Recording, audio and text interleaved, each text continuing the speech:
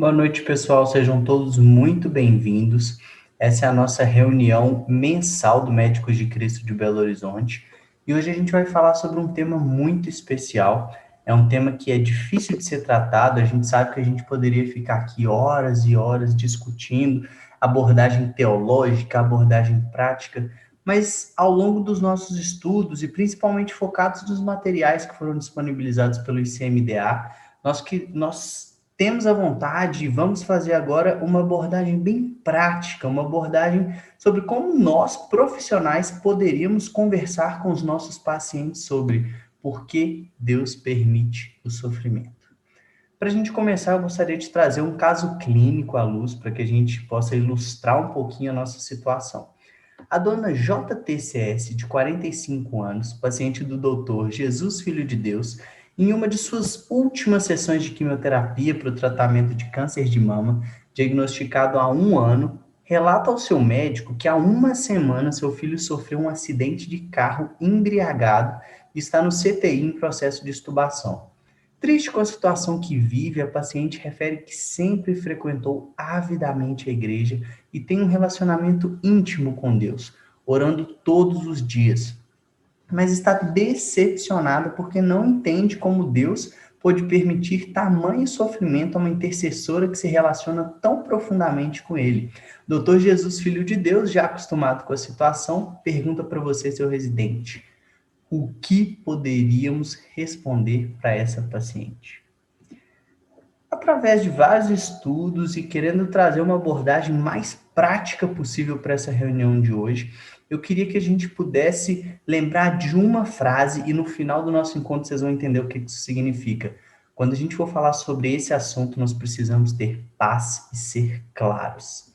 E para isso, ao longo dessa reunião inteira, a gente vai construir um fluxograma. Isso foi algo que nós pensamos, o Espírito Santo direcionou para que a gente pudesse realmente pensar como a gente poderia falar, conversar e argumentar com aquelas pessoas que nos questionam. Isso seria mais para como nós podemos levar essa visão para outras pessoas, mas também para como pensar acerca dos nossos sofrimentos. A primeira coisa que a gente vai fazer então é entender com quem nós estamos conversando. E se a gente estiver falando sobre uma notícia que é dada por um paciente, ou se a gente está falando de algo que é uma conversa com os amigos, um mero desejo intelectual, qual é a situação que nós estamos vivendo? Em caso de ser um paciente em que eu estou dando uma notícia grave, imagina que nessa paciente do nosso caso, a gente está dando a notícia de que ela tem câncer de mama e falando sobre a quimioterapia com ela, aí nós não vamos fazer uma abordagem direta sobre princípios teológicos nem nada. A gente vai usar um dos protocolos que é um dos mais usados no mundo, vocês aí devem conhecer bastante, é o protocolo SPIKES. Ele fala sobre preparar o encontro, perceber o paciente, convidar esse paciente para um diálogo, informar o paciente, responder às emoções dele e também fazer um resumo e gerar uma estratégia a partir de tudo isso. Normalmente, se a questão por que Deus permitiu o meu sofrimento, ela vai surgir na parte das emoções, quando aquela pessoa está te respondendo tudo aquilo que você informou para ela. E aí nós vamos utilizar o nosso acróstico PAS. E a gente vai falar um pouquinho sobre isso daqui a pouco, o que significa essa palavra. Se a gente estiver numa conversa com um amigo, com alguém que sofre ou já sofreu, com alguém que tem um desejo intelectual de entender um pouquinho mais sobre o assunto, a gente também vai utilizar essa sigla, PAS. E PAS, o que é isso? O que significa PAS? A gente vai falar um pouquinho sobre o P, o A e o Z. Essa abordagem ela não é única para o sofrimento, ela pode ser usada para qualquer questão teológica ou apologética, para quando nós estivermos conversando com alguém sobre alguma questão. A gente precisa entender o porquê dela estar falando aquilo com a gente precisa argumentar com essa pessoa e a gente precisa sempre no final ter zelo por Cristo. Então a gente vai abordar esses 3 pontos agora. O porquê dessa pessoa está me fazendo essa pergunta, e lá no fundo entender qual o background dela, ouvir ela, depois argumentar com essa pessoa e, por último, a gente sempre tem que ter zelo por Cristo e lembrar de pregar a palavra de Deus. Então, primeiro, por quê? Percepção. Nós vamos ouvir, entender, determinar qual é o background dessa pessoa, quais são os princípios que estão por trás da vida dessa pessoa, o que ela acredita. Porque dependendo do que ela acreditar, ela vai estar te fazendo essa pergunta de uma maneira diferente. Se ela tem um background do Islã, ela acredita que o sofrimento tem a ver com destino, com a vontade de Allah, que não tem como fugir. Se ela já acredita no hinduísmo e ela fala muito sobre a parte de reencarnação, ela sim vai entender um pouco mais sobre o karma e ela vai acreditar que tem a ver com outras vidas, o que ela já fez no passado. Já se essa pessoa tem um background budista, ela vai ter no seu íntimo e vai pensar que isso é um resultado de desejar algo, sejam pessoas, seja o reconhecimento, seja relações. Então, para que ela pare de sofrer, ela vai entender que se ela se abster de todos os desejos dela, ela não vai mais sofrer. Já se ela for se denominar ateu, ela sim vai acreditar que não existe Deus, que não existem forças, e a gente simplesmente vive no aleatório, que as coisas ruins simplesmente acontecem.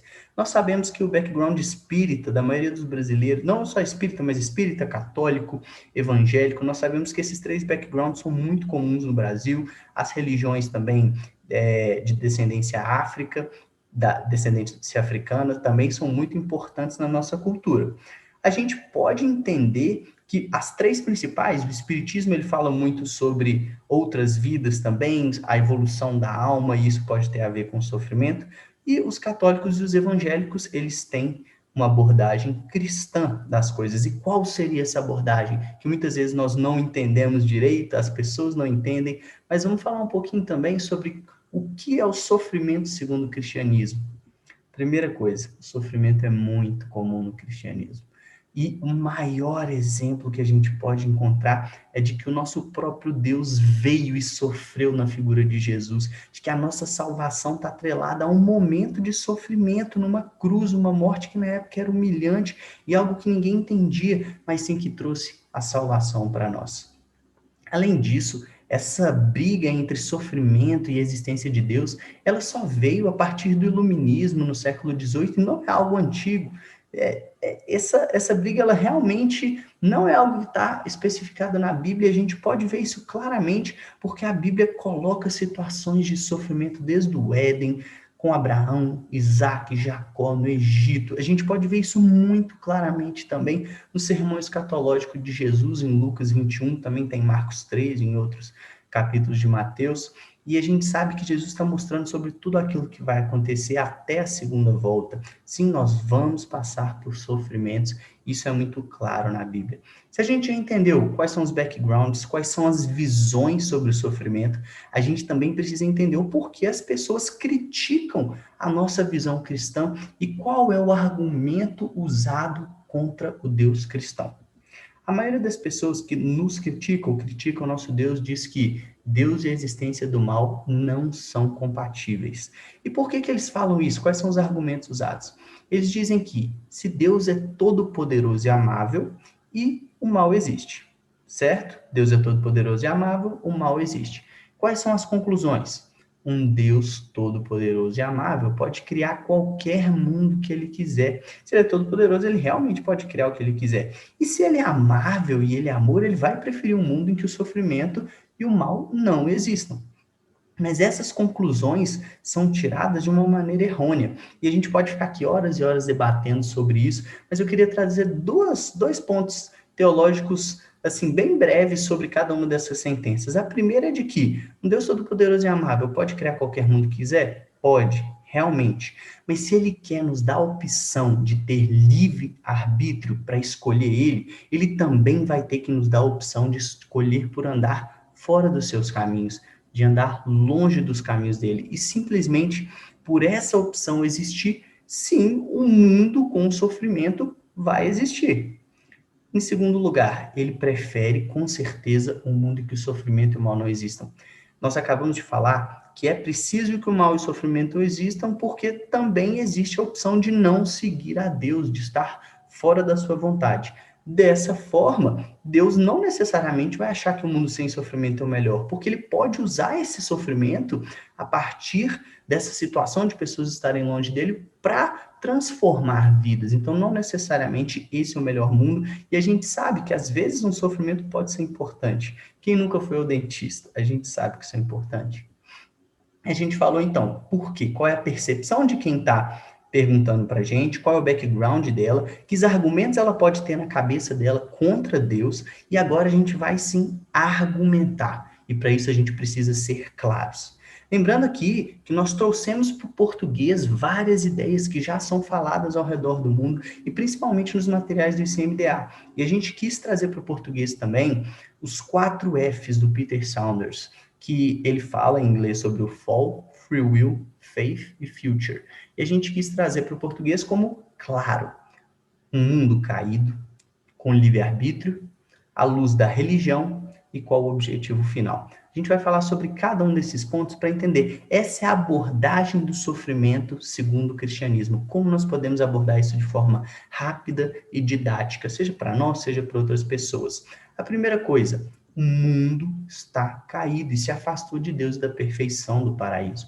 E justamente por isso nós vivemos as consequências dessa queda e da guerra espiritual. Mas lembram de uma coisa, Deus só permite que o diabo faça alguma coisa até o ponto em que ele sabe que no final vai levar à sua glória. É algo difícil de entender, mas sim, essa é a realidade. Ele é soberano sobre todo mundo, inclusive sobre as ações do inimigo. Em segundo lugar, livre-arbítrio.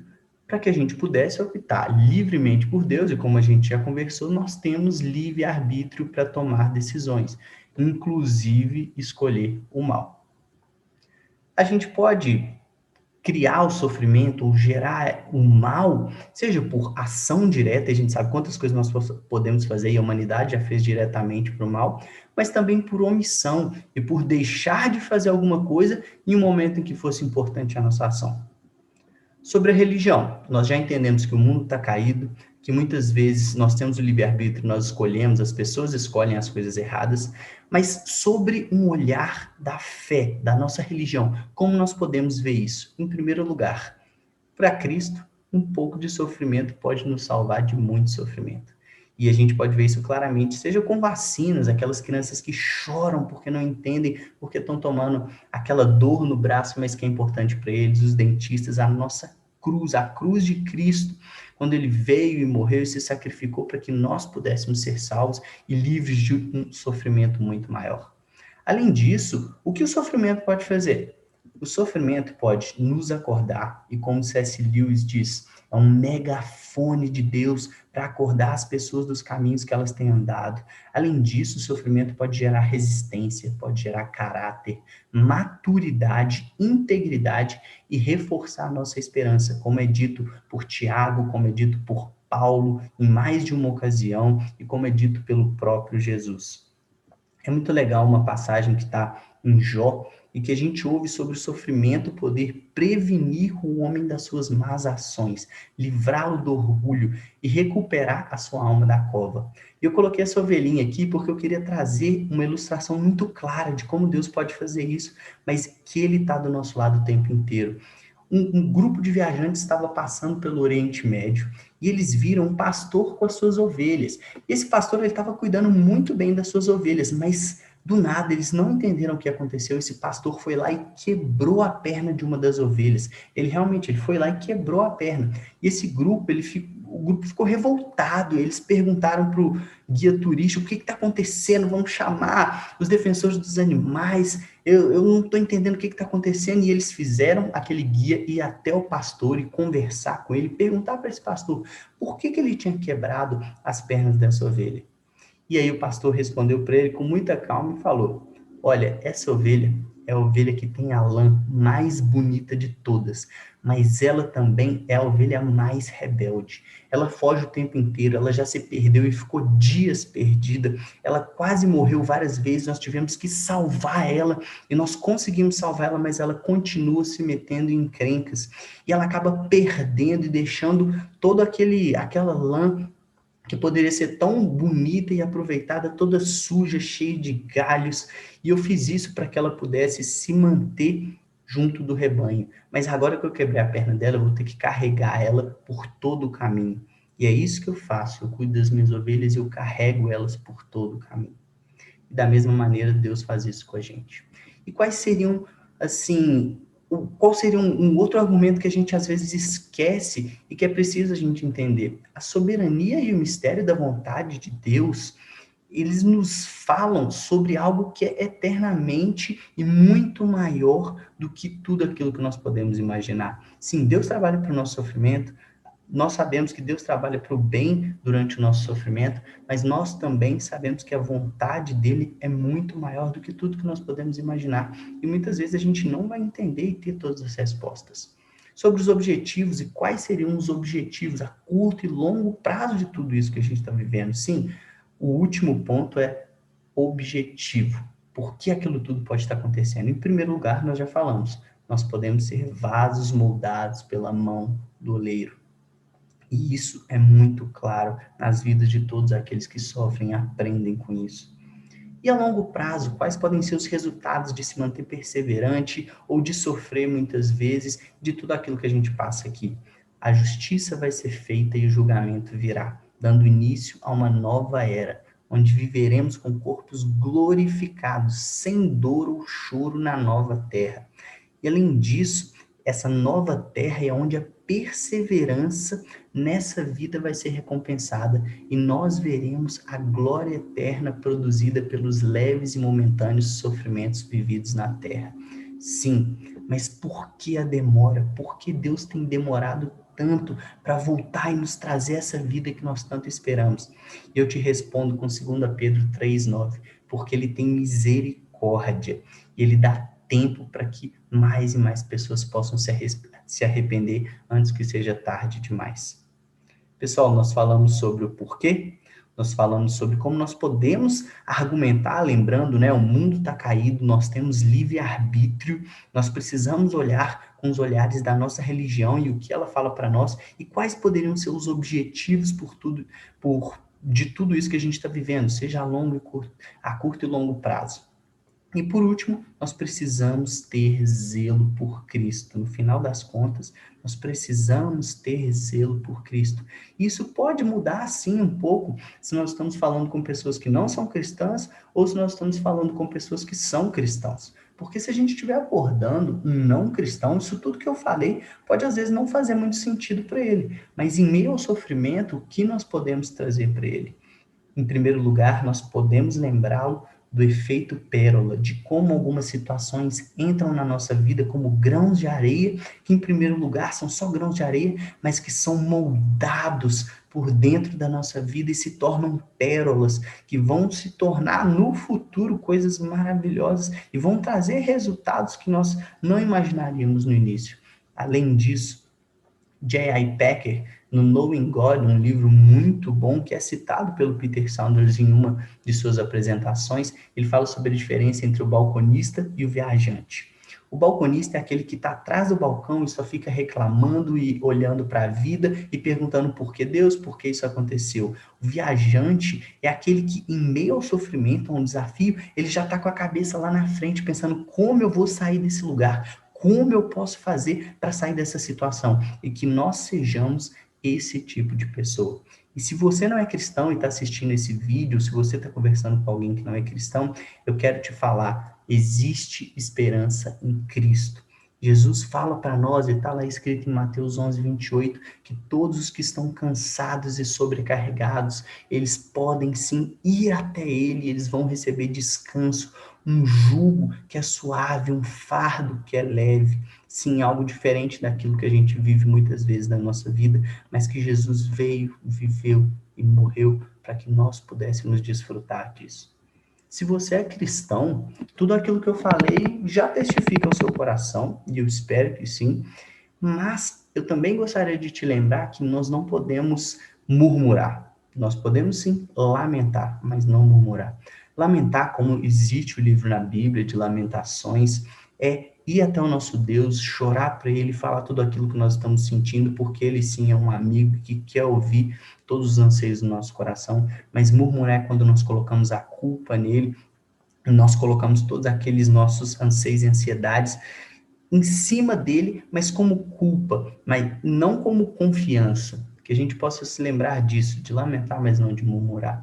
E para finalizar, eu gostaria de trazer uma frase muito legal do John Weird, um cara sensacional do Christian Medical Fellowship da Inglaterra, e ele diz que o sofrimento não é uma questão que exige resposta, não é um problema que precisa de solução, é um mistério que demanda uma presença. E em meio a esse mistério que demanda uma presença, gostaria de lembrar que Deus está conosco. Como diz Isaías 43, ele está em todas as situações, em todos os momentos. Sim, a parábola da areia, ela nos conta de um homem que morreu e que estava vendo a sua vida inteira passar. E ele vê que existem duas pegadas, as dele e as de Deus, as duas andando juntas. Mas ele percebe que nos momentos de sofrimento, de ansiedade, ele não vê desse par de pegadas. Ele só consegue observar dois pés na areia, ele não consegue observar os outros dois. Ele questiona Deus, o que está acontecendo? Deus, por que você me abandonou nos momentos de sofrimento? E Deus responde para ele com muita calma e muita paciência e muito amor. Olha, essas pegadas não são as suas. Eu estava te carregando no colo. Se você é um profissional de saúde, esse é meu último recado. Você pode saber todas as respostas e ter todas as habilidades, mas você também precisa estar lá para as pessoas. Não como os amigos de Jó, que criticaram ou tentavam achar uma razão para aquilo tudo que estava acontecendo, mas sim como alguém que simplesmente quer levar a sua presença. Essa foi a abordagem que a gente trouxe, uma abordagem bem prática mesmo, e a gente só queria trazer à luz desse tema que é tão difícil e complexo, algo que pode ser prático para as nossas vidas como profissionais de saúde, mas também como cristãos. Muito obrigado, tenha uma boa noite aonde você estiver assistindo, e agora eu queria trazer outras presenças para falar um pouco para a gente também.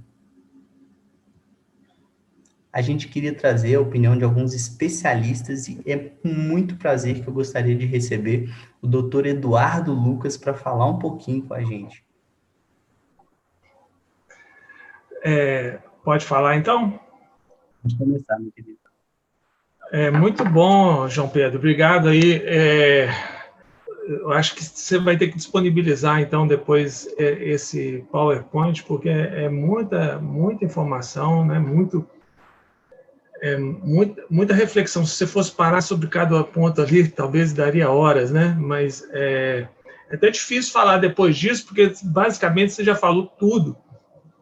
Mas eu só vou trazer algumas coisas assim um pouco mais pessoais, porque essa questão, às vezes, que você trouxe aí, né? Ela faz com que pessoas percam a fé. Estava vendo um testemunho de um seminarista, um ex-seminarista, falando assim: eu estava num seminário católico, preparando para ser padre, mas, diante da reflexão sobre o Holocausto, eu abandonei a fé. Como que Deus pôde permitir tamanho sofrimento para a humanidade? Como que Deus não fez nada naquilo? Então, tem pessoas que realmente perdem a fé, aquele dilema que você mencionou aí, né? Se Deus é bom e é todo-poderoso, por que ele permite o sofrimento? Tem alguma coisa errada nessa equação. Ou ele não é bom, ou ele não é todo-poderoso, né? Porque senão não haveria sofrimento. Mas aí você explicou muito bem, porque tem outras explicações para o mal, né? E eu queria ler de um livro que é de um teólogo chamado Christopher Wright, que foi traduzido pela editora britânica, editora Ultimato. O livro chama O Deus que eu não entendo. E aí, um dos capítulos, né, ele fala sobre temas que a gente não entende não faz muito sentido. Um dos capítulos é sobre a existência do mal. E aí ele escreve, eu vou ler uma citação um pouco mais longa, eu peço perdão para vocês, prestem atenção. Isso está no livro, então, do Christopher Wright, O Deus que eu não entendo, da editora Ultimato. Como Deus pode permitir essas coisas?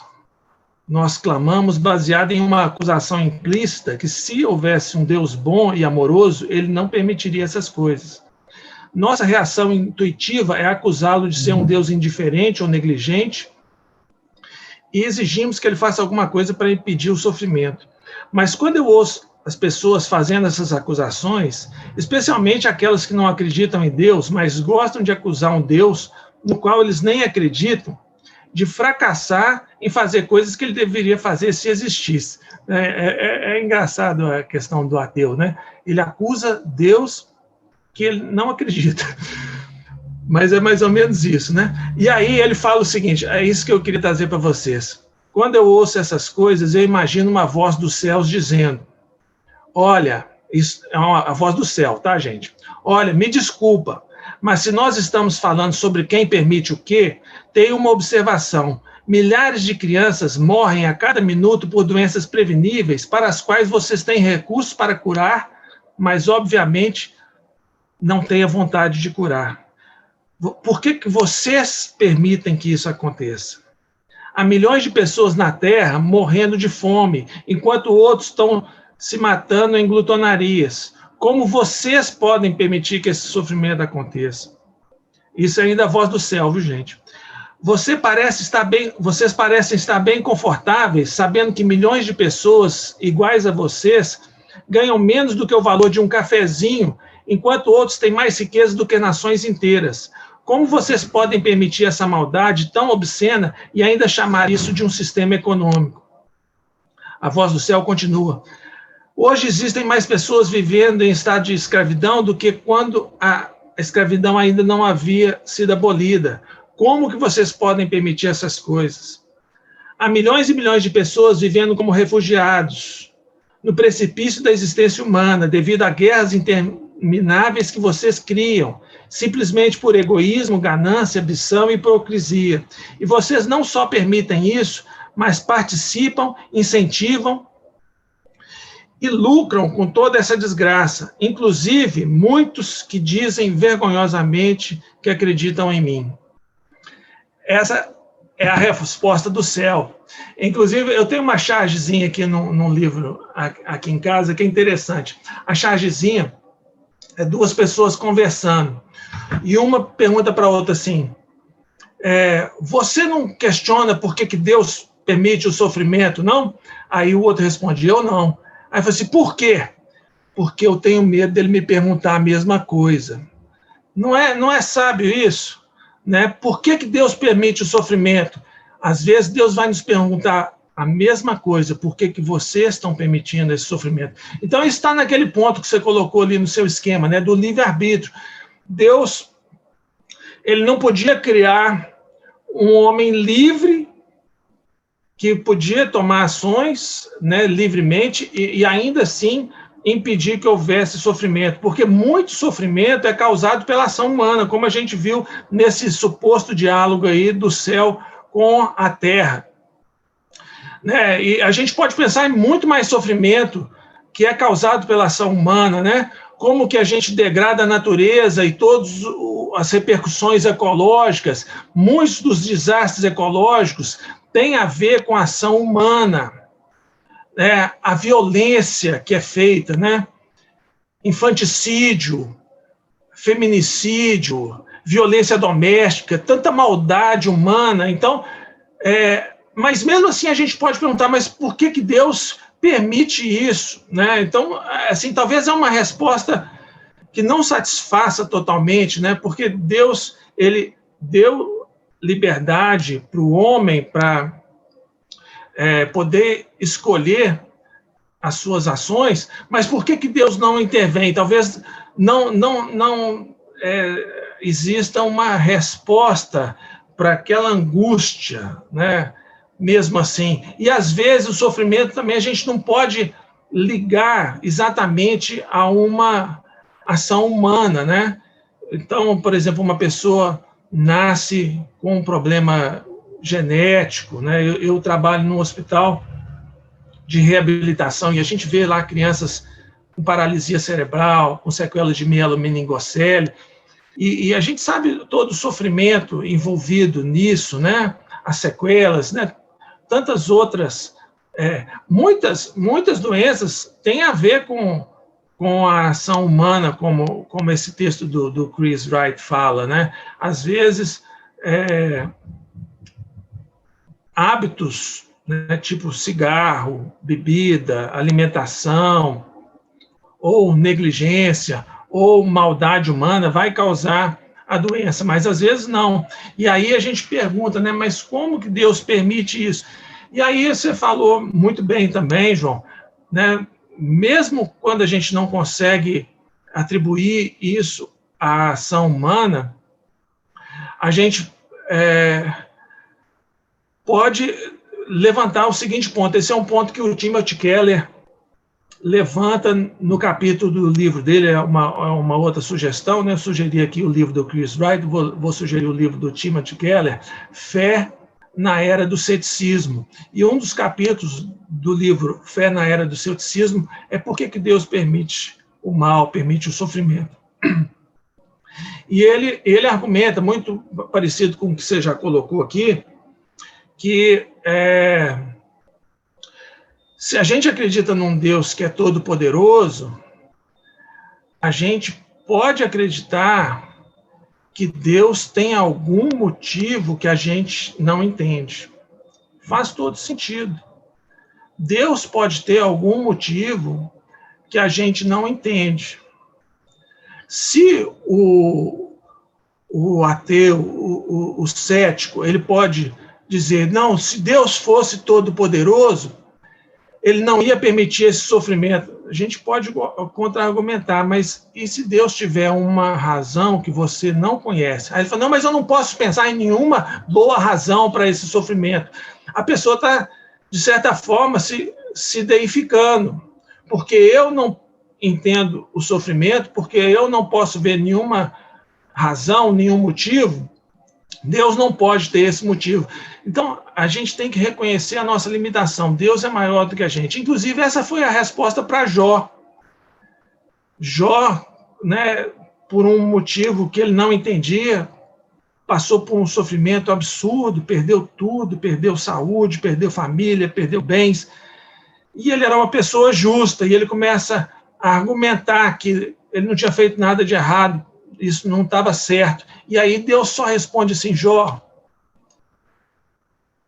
onde você estava quando eu coloquei a terra, quando eu criei os animais, quando eu criei o mar, quando eu fiz todo o universo, com tudo que acontece, você entende tudo isso? Então, né, você tem que reconhecer humildemente que eu sou maior. Né, em outras palavras, né, eu estou usando as minhas palavras, mas na argumentação de Deus. Então, tem a ver com isso, a gente saber que Deus pode estar fazendo alguma coisa que a gente não entende. Tem um compositor, eu tenho 25 minutos, né? Quanto que eu já gastei? Me fala aí, João. Só 10. Gastei 10 ou falta 10? Gastou 10. Uai, então bom demais.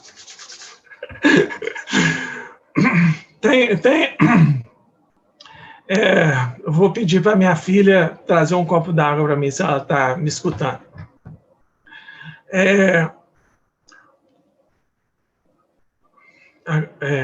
Vou voltar aqui. Então, Deus pode ter algum motivo que a gente não entende. Tem um cantor que eu gosto muito, um compositor chamado Rich Mullins. Ele já é falecido, tem músicas muito bonitas. E tem um episódio que eu acho bonito, a irmã dele, porque eles fizeram um vídeo depois que ele morreu, falando sobre a vida do Rich Mullins, e a irmã dele conta uma história que eu achei forte, porque ela teve um filho que nasceu com um problema sério, e aí ela estava confusa, por que Deus permitiu que isso acontecesse para mim, né? Eu com esse filho com problema, como que Deus permitiu isso? Por que Deus está me punindo desse jeito? E aí ela falou que o Rich Mullins ligou para ela e falou assim, eu estou tão orgulhoso de você. Oh, gente, eu sou chorão, viu? Não sei se eu vou chorar, não, mas se eu chorar, já estou pedindo desculpa. Ele falou assim com ela, eu estou tão orgulhoso de você. Aí ela falou assim, orgulhoso?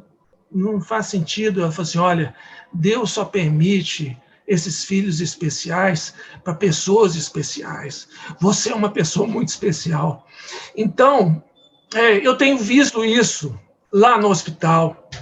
Pessoas que têm essa experiência de vida, de ter um filho com problema, e às vezes a gente vê essas pessoas respondendo de uma forma tão linda.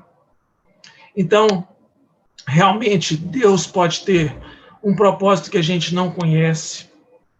Deus é maior do que a gente pode entender, né? Você colocou aí muito bem nessa última frase, né?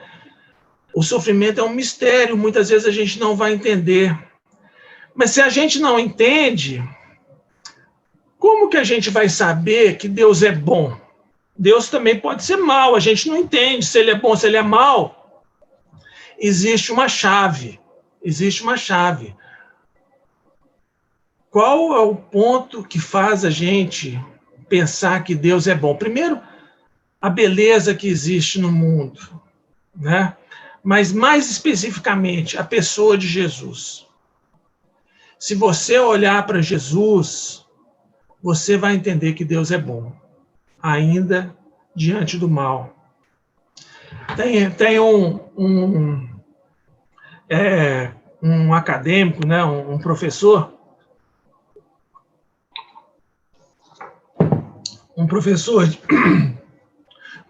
de Oxford, chamado John Lennox. Eu vou deixar essas dicas aqui, viu, gente? Se vocês quiserem procurar no YouTube, palestras do Timothy Keller sobre sofrimento são muito boas. Inclusive, o Timothy Keller tinha um histórico de câncer e atualmente ele está lidando com câncer, né, numa fase avançada, o câncer de pâncreas. Então, quando ele fala sobre sofrimento, ele não fala do palanque de um palestrante, mas de alguém que sabe do que ele está falando, né? E da experiência pastoral dele, de conviver com pessoas, né, com experiências de vida tão dolorosas. Então, procura o Tim Keller, procura o John Lennox, né? Na internet, vocês vão gostar. A maioria está em inglês, mas tem alguns que tem tradução para o português. E o John Lennox conta que ele estava numa exibição sobre o Holocausto, e tinha uma judia argentina ali, e ele começa a conversar com ela, aí ela fala assim, como que Deus permite isso? Como que Deus permite isso? Aí ele fala assim, olha, o cristianismo fala uma coisa, Jesus Cristo é Deus. Se Jesus Cristo é Deus, o que ele está fazendo numa cruz? O que Deus estava fazendo na cruz?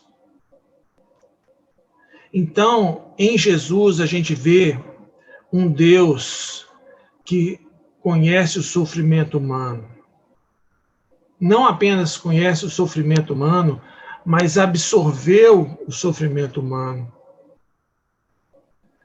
Levou sobre si a maldade humana. Então, ali a gente vê que Deus é um Deus de amor. Quando Jesus vai visitar suas amigas que tinham perdido um filho, perdido um irmão, e elas estavam com essa mesma dúvida, assim, Jesus, por que você não estava aqui? Por que você não fez nada? Por que você deixou nosso irmão morrer? E Jesus estava indo lá para ressuscitar Lázaro, isso está no capítulo 11 de João. Mas Jesus chora com Maria. Esse é o Deus revelado em Jesus, um Deus que chora conosco, um Deus que se identifica com o sofrimento humano, não é um Deus que está acima do sofrimento humano. Jesus, em poucos minutos, ia ressuscitar Lázaro, mas ele chora com o sofrimento da sua amiga. Eu penso naquela mãe, né? Você até citou aí, né? A vacina, o dentista. Eu penso naquela mãe que leva o seu filho para fazer uma sutura e o menino está ali esperneando, chorando, e a mãe segurando. Eu estou falando mãe, gente, porque mãe tem mais sentimento do que o pai. Eu acho sim, né? Não sei se eu estou sendo machista. Mas a mãe segura a criança ali, ela sabe que ela está fazendo o melhor para a criança, ela sabe que aquele sofrimento em poucos minutos vai passar, mas a mãe chora junto com a criança. A mãe chora junto com a criança. Esse é o Deus que a gente conhece em Jesus, que chora conosco, que conhece o nosso sofrimento. Mas mais bonito do que isso, gente, e aqui eu vou caminhar para o final, mais bonito do que isso é o Deus que vence a morte. Ele não só leva a maldade humana e o sofrimento humano sobre si, mas ele ressurge. E o cristianismo não tem sentido nenhum se Jesus Cristo não ressuscitou. Paulo fala isso, fala assim, olha, se não houve ressurreição, se ressurreição é uma história da carochinha, nossa fé é vã. Mas existe um forte apelo histórico apoiando a veracidade da ressurreição. Na época de Jesus, existiram vários movimentos messiânicos. Jesus não foi o único. Meu pai, ele é cético, e ele brincava, né? Que, acho que era uma charge do Pasquim, na época que existia o Pasquim. E a charge era o seguinte: se a gente tivesse escolhido Barrabás e não Jesus, hoje a gente seria Barrabão, não cristão. E era uma brincadeira, assim, né? Quer dizer, é um acidente histórico que existe o cristianismo, né? Um Messias que a gente acreditou que ele ressurgiu. Mas essa brincadeira, essa piada, ela vai contra a história, porque existiram vários Barrabáses, não sei se existe plural disso, existiram vários movimentos messiânicos, e todos esses movimentos acabaram com a morte do suposto Messias. O único movimento que persistiu foi o cristianismo. Por quê? Porque não fazia sentido um Messias crucificado, tanto que os discípulos se dispersam. Não faz sentido. Se o Messias está sendo morto, é um Messias falso, porque eles não entendiam a mensagem de Jesus, que predizia que isso ia acontecer. Mas Jesus vence a morte, e aí cai a ficha dos discípulos. Aí o cristianismo não só não morre, mas em poucos anos, né, em poucos séculos, ele domina todo o Império Romano sem a força, sem a violência, debaixo da espada, com sangue de mártires. O cristianismo prossegue porque era verdade. Jesus Cristo havia ressuscitado. E ele inaugura uma nova era. E aí que a gente tem esperança. A morte foi vencida. Isso não é o que os americanos brincam, né? A pie in the sky when you die, né? Um bolinho no céu quando você morrer. Olha, fica bonzinho que depois você vai para o céu. Não é isso, gente. É muito maior. É muito maior. Desculpa se eu sou empolgado. Eu sou pastor, eu sou evangelista, eu sou pregador. Tá bom. Me perdoa. Não é uma consolação igual Papai Noel. Você vai ficar bonzinho e Papai Noel vai te dar um presente. Você vai para o céu, fica bonzinho. Não é isso, gente. É um Deus que se compromete com a história, que sabe que o mundo foi para um lugar errado, mas ele está comprometido em consertar esse mundo, e ele consertou esse mundo em Jesus Cristo, e um dia esse mundo vai ser consertado, como o João falou, né? Vai limpar dos olhos as lágrimas, a gente vai viver, né, em novo céu, nova terra. Então é um Deus que não está alheio ao sofrimento, um Deus que pagou o preço. Tem uma frase do N.T. Wright, mais uma dica para vocês aí, de um autor maravilhoso, teólogo N.T. Wright. Ele fala assim: os poderosos do mundo se reuniram para condenar Deus pelas maldades do mundo, E eles não perceberam que Deus já tinha cumprido a sua pena. Deus cumpriu a pena da maldade humana por nós. E a gente tem o caminho da vida, da ressurreição. Vale a pena, gente. A esperança cristã é maravilhosa.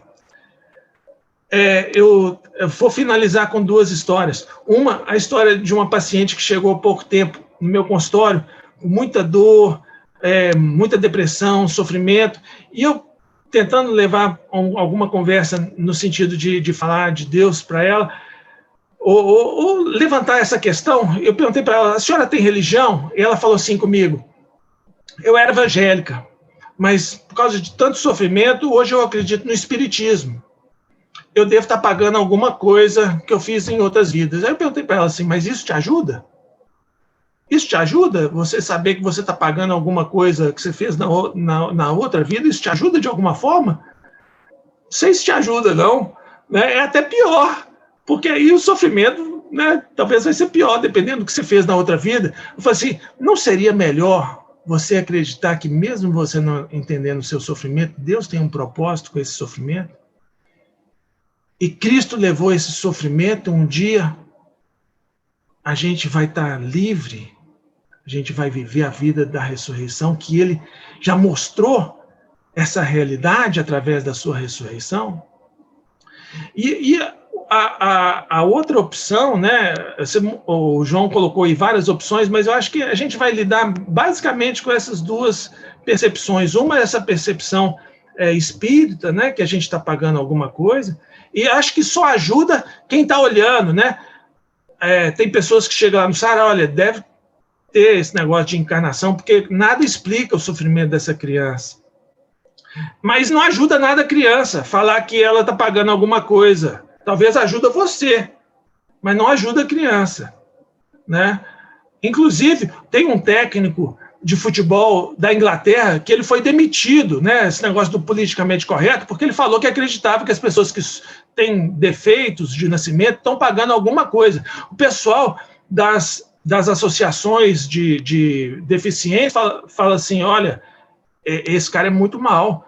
Por que a gente está pagando alguma coisa, né? Então, assim, para eles não fazia sentido isso. Mas talvez, né, a pessoa ache que entende melhor o sofrimento, mas não ajuda nada quem está sofrendo.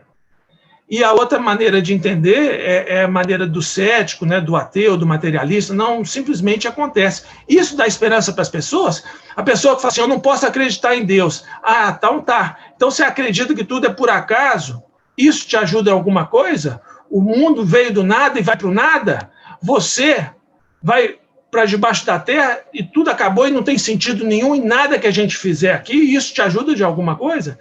Então, a gente tem uma esperança muito mais elevada. A esperança, né, que Deus consertou esse mundo em Cristo e um dia a gente vai desfrutar disso. É por isso que a Bíblia pode falar: alegrem-se, alegrem-se, mesmo no sofrimento. Alegrar não é né, ter sempre aquele sorriso superficial. É a alegria que Abacuque fala. Ainda que não tenha ovelhas nos currais, ainda que a colheita toda está desesperada. E era uma nação de cultura agrária, né? Ainda que esteja tudo destruído, ainda que a pandemia está assolando tudo, ainda que a economia está desmoronando, eu vou me alegrar em Deus. Mas não é essa alegria superficial, é saber que Deus, ele controla a história. E ele tem, né, um futuro abençoado, de novo céu, nova terra. Ele vai consertar esse mundo. Ele vai consertar esse mundo. Obrigado, gente. Desculpa se eu passei meu horário. Nada. Que isso, depois dessas palavras aí, pessoal, vou falar até para vocês que, assim, eu passei aquele caso no início, a gente ouviu o que o Eduardo falou, a gente vai ouvir coisas maravilhosas que a Karina vai falar agora também. Se no final da reunião de hoje vocês não conseguirem responder para aquela mulher é porque, assim, ou vocês não prestaram atenção, estava mexendo no celular, porque, assim, é muito legal ouvir todos esses testemunhos que estão sendo falados, todo esse conhecimento de vida e bíblico também. Queria chamar a Karina para dar umas palavras para a gente agora também. Pessoal, a Karina é autora de um livro sensacional, eu tive a honra de receber, e se chama A Beleza no Luto. E a gente queria conversar um pouquinho com ela agora também. Karina? Boa noite, pessoal. Obrigada mais uma vez. Confesso que é uma honra e um desafio estar aqui depois de tantas falas bacanas e estava aqui escrevendo loucamente porque é realmente um assunto que eu tenho estudado sobre, né? E tem muita coisa. Às vezes a gente fala, nossa, para que, né? Eu que gosto de escrever, né? Para que eu quero escrever sobre isso, sendo que a gente tem tanta coisa já escrita, né? Porque realmente é algo relevante, é algo que precisa ser dito de diferentes formas para que realmente isso entre na nossa mente, né? E aí o pastor, né, e o doutor Eduardo estava falando, e eu pensei nesses dois tópicos agora, né, de ausência de sentido, né, desse ceticismo e tudo mais, sendo que nós, seres humanos, somos seres que buscamos sentidos, né, que essa ausência que Freud falou e que um tanto de gente fala hoje em dia, dessa falta de alguma coisa, é o que nós, seres humanos buscamos durante a nossa vida toda por um sentido, né? E é isso que as pessoas buscam, e é por isso que às vezes a gente pira e às vezes a gente não entende o sofrimento, porque a gente busca um sentido. Então, essa questão de ceticismo às vezes empata nisso, né? Como não, né? Sendo que esse é um dos nossos maiores questionamentos e das maiores dificuldades da nossa mente. E o outro ponto, né? É porque se apegar, né, ao que fizemos, né, para quem acredita nas outras vidas, porque essa é uma lógica, né, da nossa justiça humana, de que a gente precisa pagar por aquilo que a gente fez, ou porque aquela pessoa fez e ela precisa pagar por isso, porque a gente se culpa por escolhas erradas, né?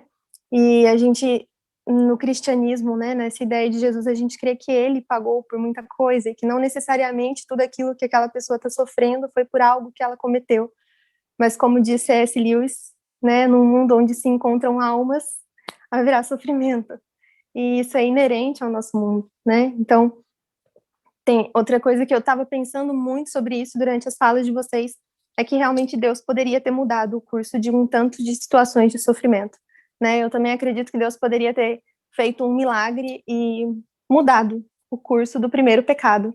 E assim ele teria que fazer do segundo pecado que o ser humano cometeu, e do terceiro, e assim sucessivamente, né? Então, eu, começando a fala de hoje, queria lembrar muito do que está escrito em Atos 17 e 24 a 31 por ali, e também o que está escrito em Apocalipse 4:11, que são duas coisas muito parecidas, né? Porque foi para isso que Deus nos criou, né? Porque nele movemos, né? Existimos e, enfim, ele criou a gente para que nós o buscássemos. E, assim como o doutor Eduardo, eu também sou muito chorona. Esses dias eu chorei muito quando a gente falou em questões de evangelismo em universidades, por isso eu sou apegada aí ao grupo do MDC ainda em Belo Horizonte, mesmo estando no Mato Grosso, né? Porque eu sei que realmente isso que nos fortalece e é essa troca aí que é importante. Então, essa questão aí de Atos 17 e da gente entender o porquê nós fomos criados, é porque Deus, a gente pode dar um tantão de respostas, né? Mas essa é a que vem na minha mente agora, que o Senhor, ele é repleto de amor. E ele criou os seres humanos para que ele nos amasse, né? Antes da gente amá-lo, ele criou para que a gente fosse amado por ele, né? Ele nos criou para que nós fôssemos amados por ele. Só que para que isso aconteça, né? Eu acredito muito, muito, muito, muito que os sofrimentos eles acontecem na nossa vida a fim de que a gente se torne mais amável. E isso também é uma das coisas que o C.S. Lewis traz. Que vocês já viram que eu sou fã, né? Eu gosto muito das coisas que ele escreve. Ele escreve muito sobre sofrimento e eu acho que isso é muito relevante. Tem um livro que eu gosto muito, que é O Problema do Sofrimento. Tem Milagres, tem O Grande Abismo, tem alguns que parecem que são mais desconhecidos dele, mas são muito bacanas.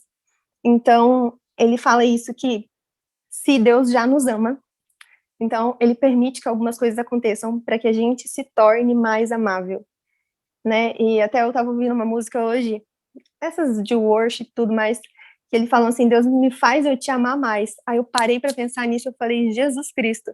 Então, quer dizer, para eu te amar mais, será que é mais sofrimento que eu preciso ter para eu ser moldada, para eu conseguir te perceber melhor, para conseguir, né, com que eu te busque mais? Porque eu acredito também que a pedagogia de Deus para nós humanos, na maioria das vezes é essa, né? A pedagogia de Deus para nós também é o sofrimento. E isso, na minha mente, assim, vem se materializando e com certeza não foi de um dia para o outro.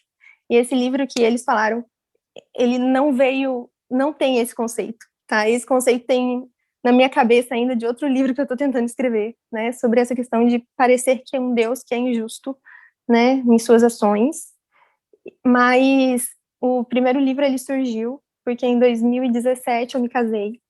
Fiquei casada 9 meses e meu marido veio a óbito depois de um acidente automobilístico. Eu ainda estava na faculdade e foi um susto, porque era jovem, enfim, tínhamos acabado de casar, estávamos organizando a nossa vida.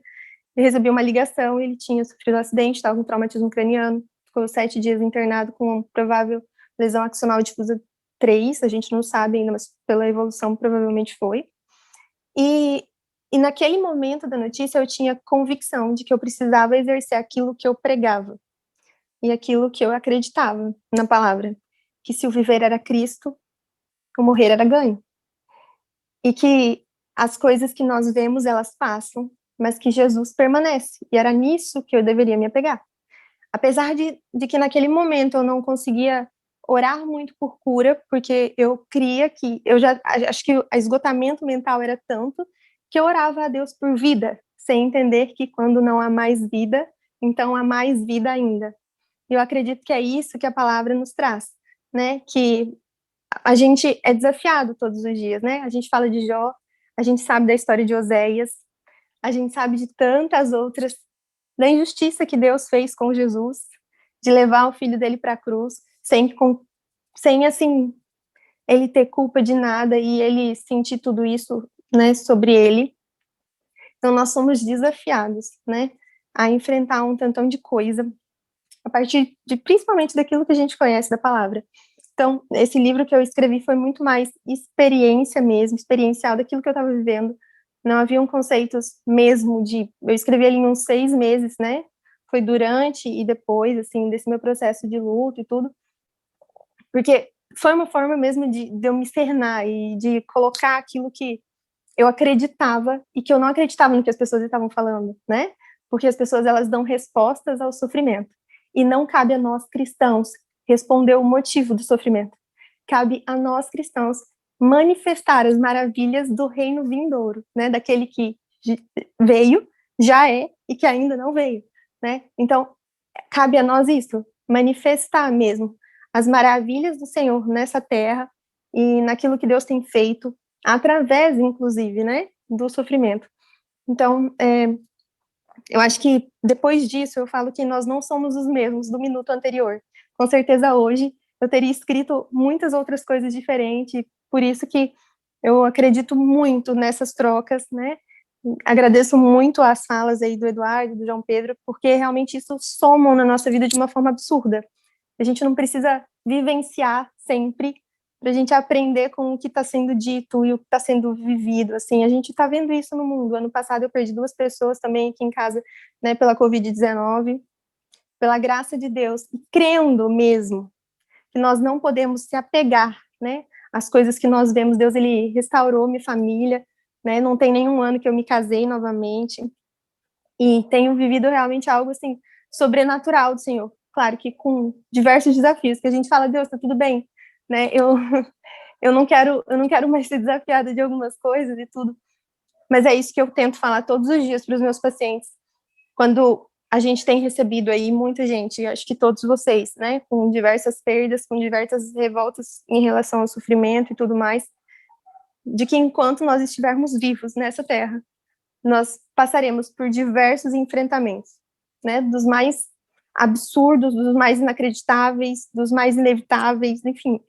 nós passaremos por eles, né, mas que isso realmente é uma parcela muito pequena daquilo que nos espera, né, e que se alguém um dia me falar que eu vou ter que voltar para pagar pelos pecados que eu tô, né, nessa vida aqui, eu vou ficar muito chateada, porque eu não quero nem ver mais essa terra, né, de pagar e de sofrer e de jeito nenhum.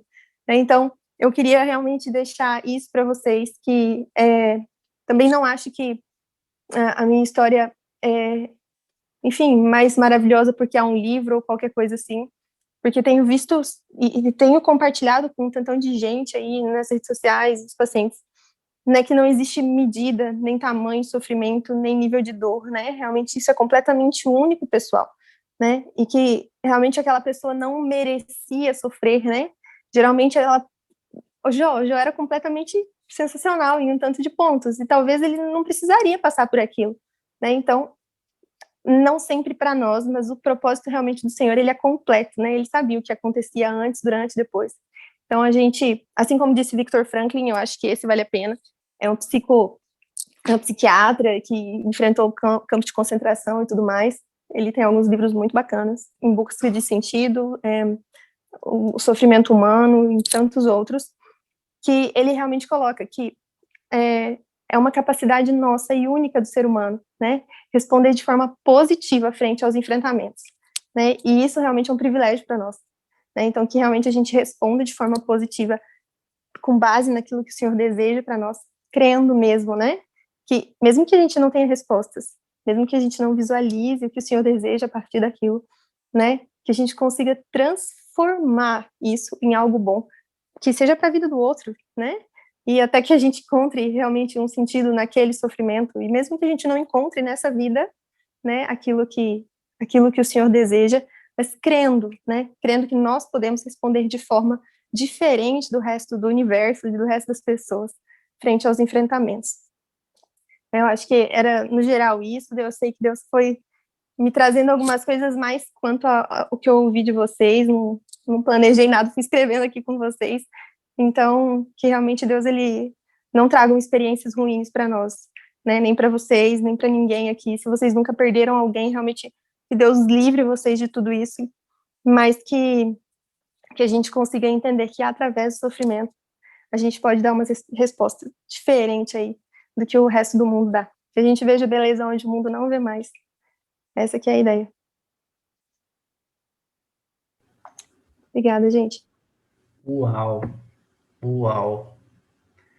Pessoal, queria agradecer assim imensamente, Karina, doutor Eduardo. Doutora Karina, doutor Eduardo, queria agradecer muito, muito mesmo por tudo que vocês compartilharam com a gente. A gente está aqui, a gente só fez isso aqui para tentar esclarecer um pouquinho na nossa cabeça como a gente pode conversar com os outros. Quem tiver alguma dúvida pode mandar para a gente e tudo mais. Mas se você quer tirar alguma coisa dessa reunião de hoje, eu acho que está aqui. Só esse final aqui, de que Deus está do nosso lado, de que Deus está conosco, e que nós, como profissionais, também devemos estar do lado dos nossos pacientes e de todos aqueles ao nosso redor, como cristãos, que a gente possa estar lá, do lado. Esses aqui são alguns materiais, a gente vai mandar lá no grupo, alguns podcasts dos nossos irmãos lá da Inglaterra também, alguns vídeos do YouTube, inclusive uma pregação muito boa, pesada, que chama Esse Deus é Meu Diabo. E, assim, o título é pesado, mas é uma pregação, assim, que você pode sentir Deus mesmo. O livro da Karina está aqui, A Beleza no Luto, tem outros livros. E leia o livro de Jó, se você quer entender mais sobre o sofrimento também. Por mais que ele não responda essa pergunta, você vai entender muito mais sobre os planos de Deus.